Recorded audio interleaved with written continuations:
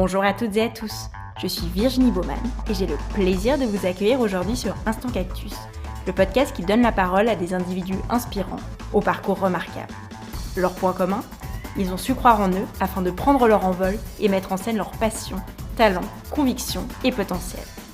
Au-delà d'une simple valorisation de ces vécus passionnants, Instant Cactus se veut aussi une exploration des réflexions et questionnements qui ont jalonné leur chemin. En espérant que leurs parcours et leurs mots vous insufflent l'envie de prendre votre envol, je vous souhaite une très belle écoute. Pour ce nouvel épisode, j'ai le plaisir d'être accueillie par Sylvia Blondin au sein de son magnifique atelier. Sylvia est la créatrice de la marque de maroquinerie René René, qui a vu le jour en 2016 avec une promesse rare. Tous les modèles sont uniques et réalisés à la main à Genève. Sylvia est l'une des rares maroquinières de la région et contribue ainsi à faire vivre ce métier d'art avec beaucoup de talent, mais aussi de poésie. Hello Sylvia, merci beaucoup pour ta participation sur Instant Cactus. Bonjour, merci de m'interviewer aujourd'hui. Est-ce que tu peux commencer par te présenter et nous raconter un peu dans les grandes lignes ton parcours jusqu'à la création de René René ? Donc je m'appelle Sylvia, j'ai 29 ans. Je suis la fondatrice de René René, donc qui est une marque de maroquinerie artisanale. J'ai lancé la marque en 2016, donc il y a pile 4 ans. Donc pour commencer du début, donc j'ai eu une maths artistique du collège. En fait, ça m'a permis vraiment de me rendre compte que c'était vraiment vers l'artistique que je voulais me lancer, mais je savais pas trop dans quelle branche. Ensuite, j'ai fait un début à la HEAD, donc à la Haute École d'Art et de Design à Genève. Donc j'ai commencé à faire une préparatoire d'1 année. Et ensuite, je suis passée dans l'école. De là, j'ai fait 6 mois à peu près.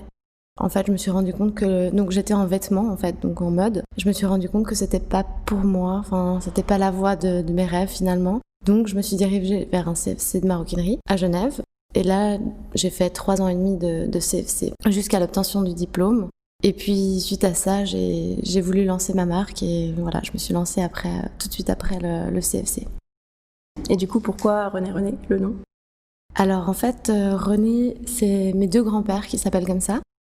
Et l'idée vient, en fait, de la maroquinerie à la base. Je me suis dit c'est un artisanat qui est traditionnel et mon idée était d'avoir un nom traditionnel pour représenter ça, mais en même temps qui me soit cher. Donc je me suis dit que de mes grands-pères c'était aussi un signe parce qu'ils s'appellent les 2 René, donc c'est pour ça que le René se répète. Et puis en fait pour moi c'était un peu une renaissance après justement ce parcours où je me suis rendu compte que c'était pas ma voie. Enfin j'avais vraiment l'impression de renaître en créant, enfin en fabriquant surtout. Et puis voilà, donc c'était plusieurs significations qui ont fait que j'ai choisi ce nom-là. C'est un joli clin d'œil du coup.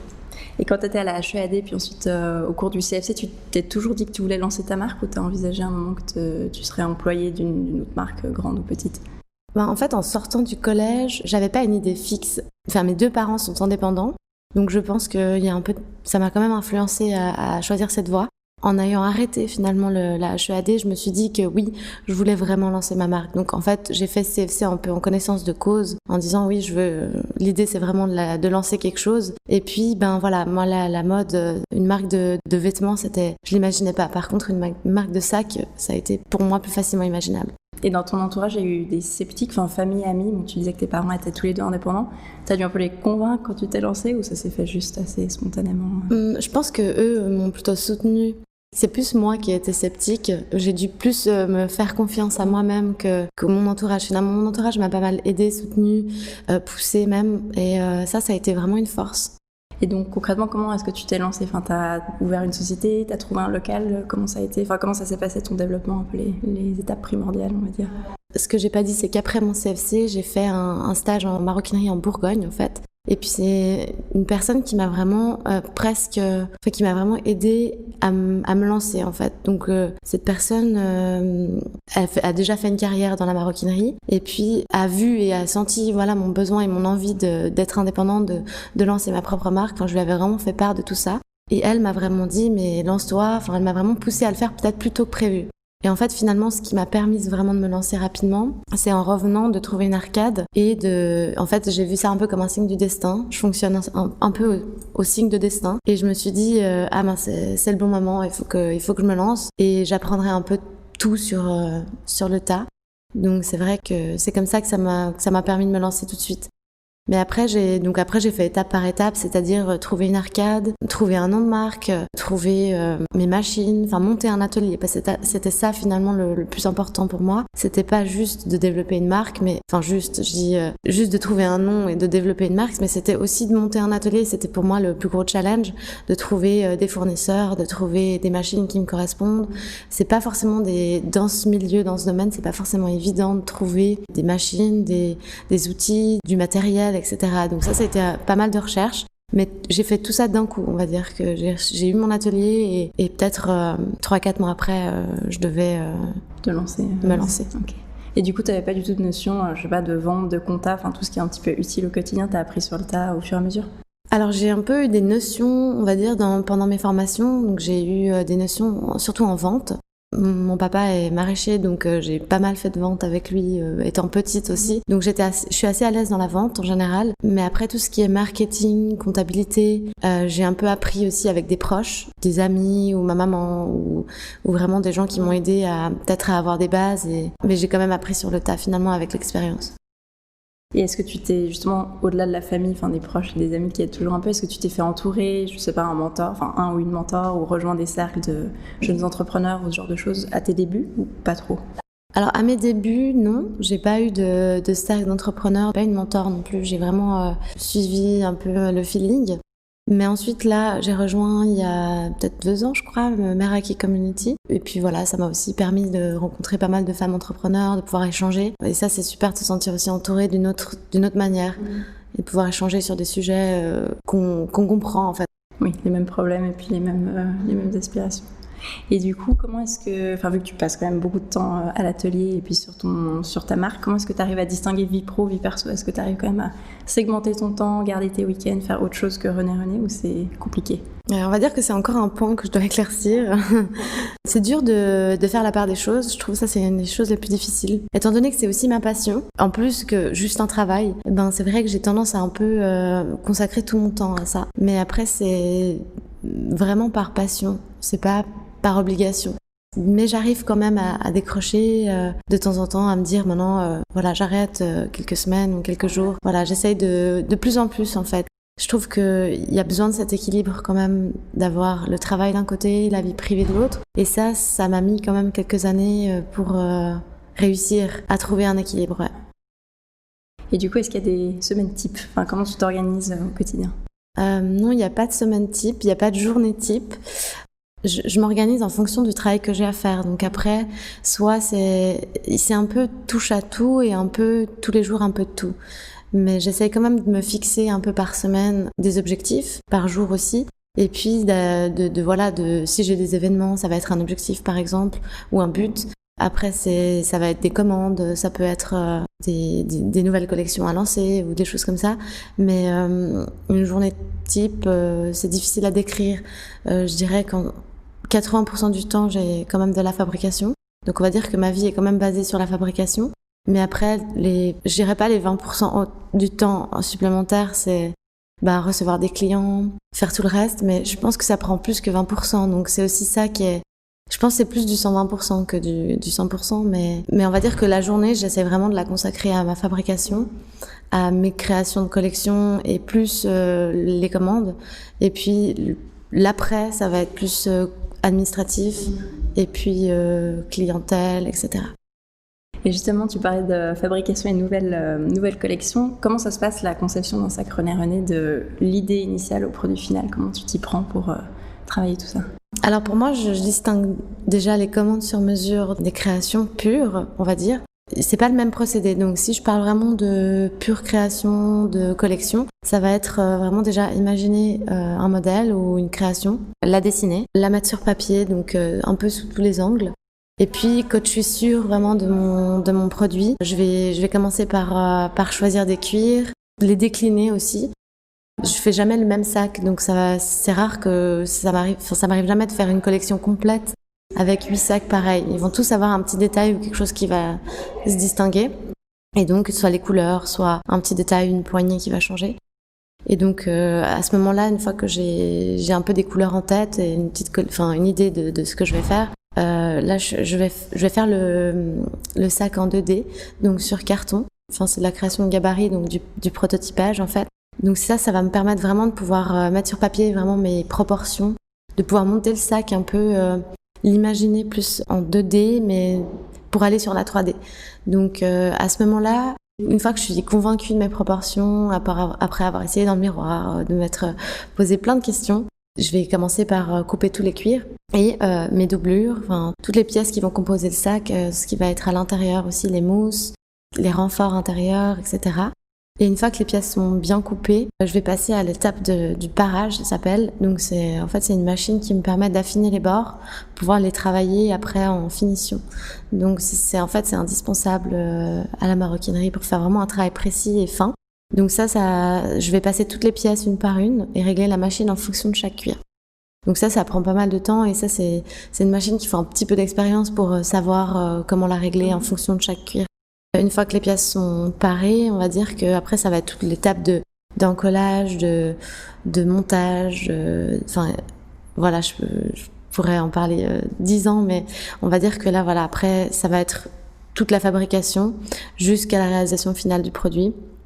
Et après, souvent je finis un produit par un shooting photo si je peux. J'aime bien le mettre en image aussi parce que pour moi c'est un peu le résultat final que j'ai imaginé. Donc j'aime bien le mettre dans un univers que j'ai imaginé déjà de base. Avant même de faire un sac, finalement, j'imagine peut-être comment il va être mis en scène. Donc finalement, sur le corps, avec la nature, enfin vraiment essayer d'avoir un univers autour d'une pièce. Donc pour moi, c'est vraiment la partie la plus créative. Voilà. Et justement, tu parlais d'univers, et tu as un univers très distinctif, bien à toi, un peu rétro-chic. Comment est-ce que tu l'as créé ? Enfin, ça t'est venu naturellement parce que c'était ton univers à toi en tant que personne ?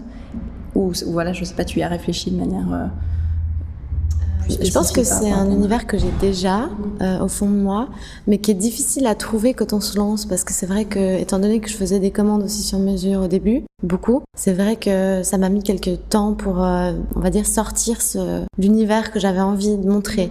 Après, je pense que j'ai vite montré un univers assez poétique, et en fait, j'ai beaucoup tourné autour de ça, et ça c'est vraiment quelque chose un peu qui me passionne, justement, l'onirique, le côté un peu rêveur, tout ça. Et j'essaie vraiment de montrer ça, surtout dans les images et les photos. Et j'essaie de montrer cette sensibilité au travers de chaque sac. Après, c'est plus, c'est pas fait exprès. Je pense, ça ressort. Maintenant que, effectivement, j'ai un peu plus trouvé ma voie, effectivement, en tant que dans les créations, c'est sûr que je tourne autour, mais que des fois, je m'éloigne pour certaines collections ou je me rapproche de ça, mais j'essaie vraiment d'avoir un fil rouge quand même au travers de tout ça et toutes les collections.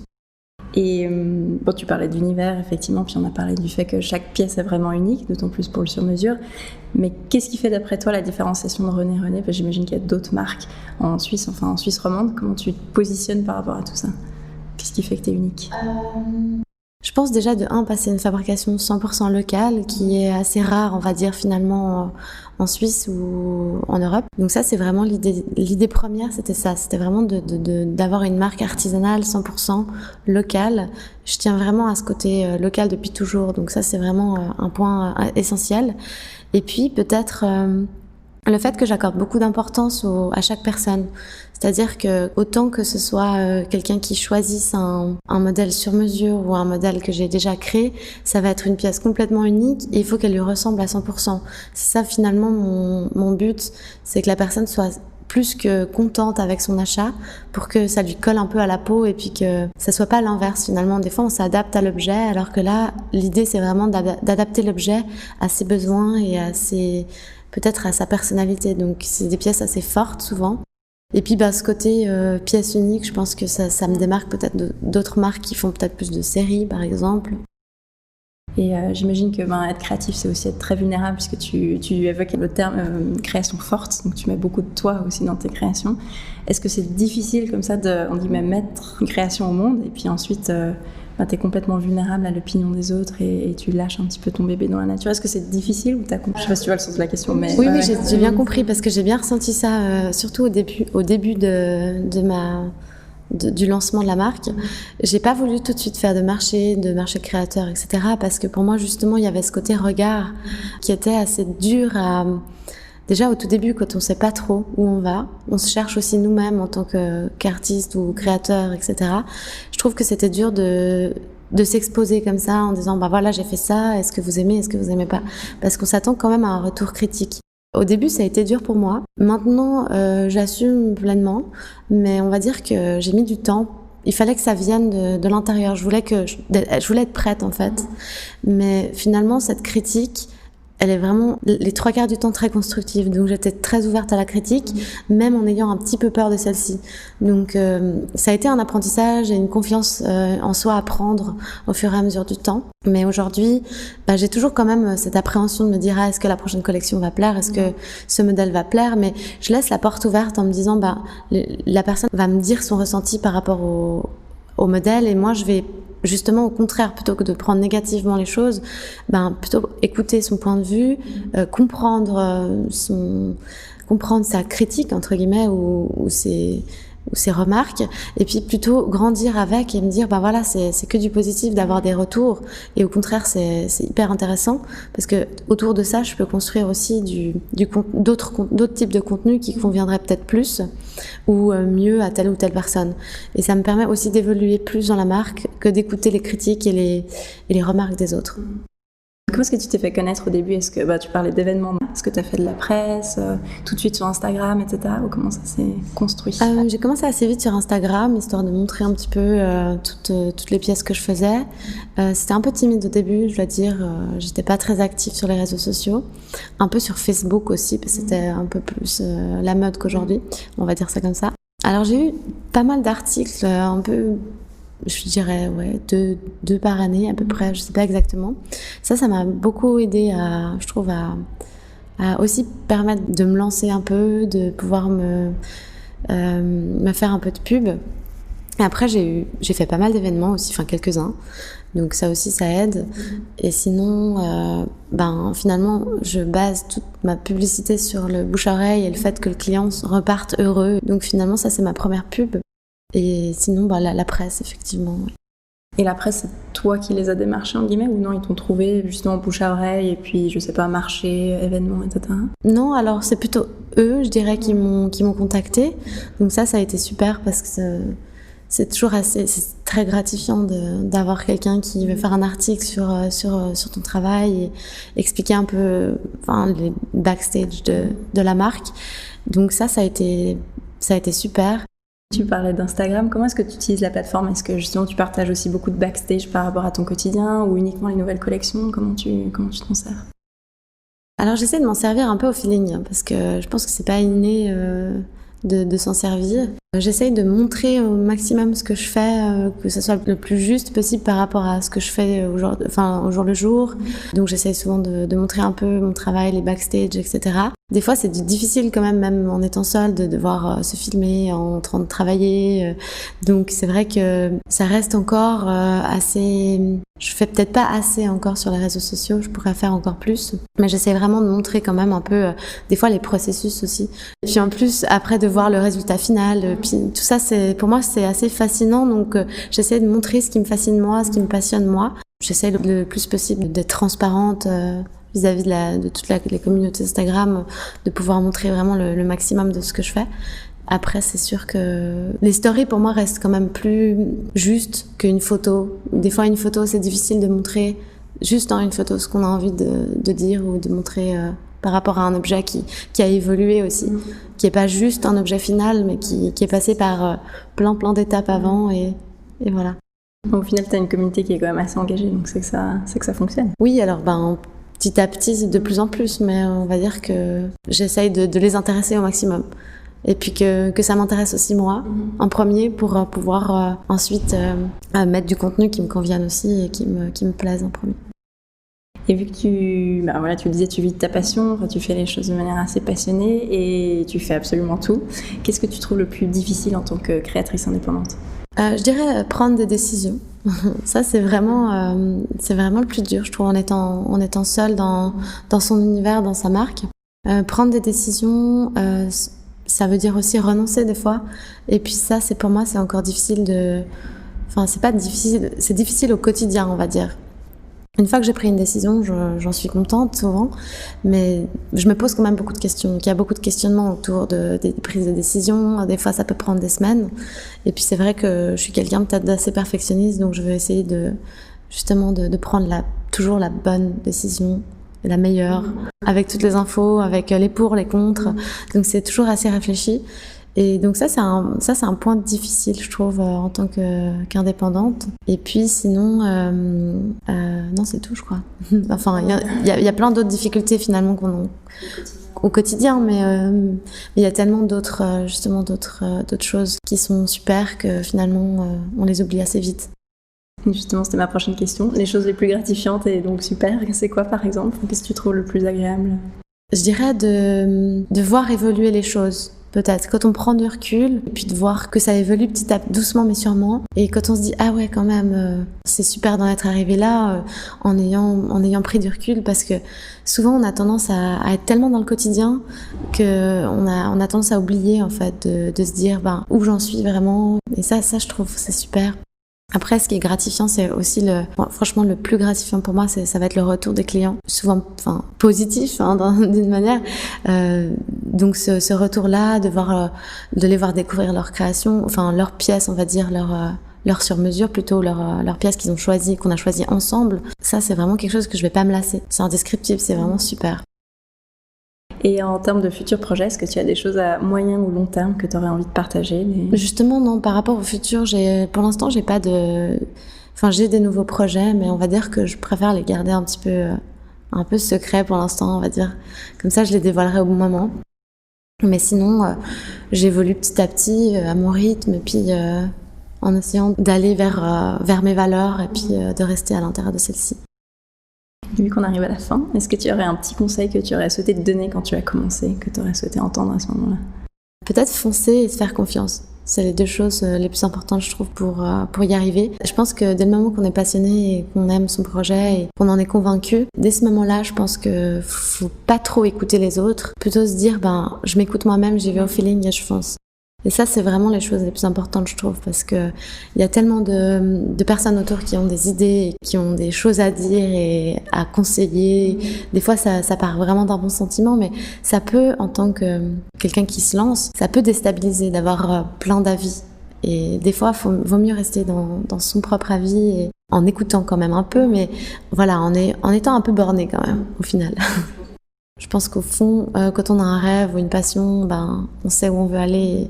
Je pense que suivre ça, c'est la meilleure des voies. Super, merci. Merci à toi. On arrive ainsi à la fin de cet épisode. J'espère qu'il vous a plu. Un grand merci, Sylvia, pour ta participation et ton accueil. Vous pouvez retrouver les créations et l'univers René sur Instagram, ainsi que sur le site rené-rené.com. Merci à toutes et à tous pour votre écoute, et je vous donne rendez-vous pour le prochain épisode.